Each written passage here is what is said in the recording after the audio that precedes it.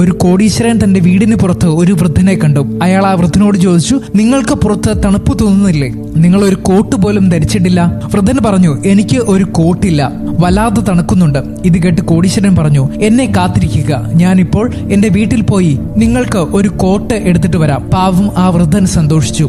അദ്ദേഹം കാത്തിരിക്കുമെന്ന് പറഞ്ഞു.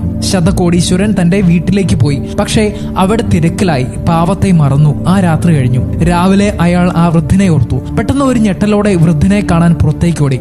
പക്ഷെ തണുപ്പ് കാരണം അയാൾ മരിച്ചിരുന്നു. പക്ഷെ അദ്ദേഹം തന്റെ കയ്യിൽ ഒരു കത്ത് മുറുകെ പിടിച്ചിരുന്നു. അതിലെ വരികൾ ഇങ്ങനെയായിരുന്നു: തണുപ്പിനെ പ്രതിരോധിക്കുന്ന വസ്ത്രങ്ങൾ ഇല്ലാത്തപ്പോൾ എനിക്ക് തണുപ്പിനെതിരെ പോരാടേണ്ടി വന്നു.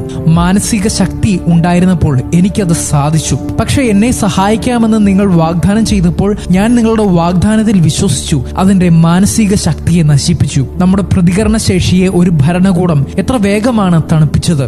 ഇനിയും നമ്മൾ പുതുപ്പിനായി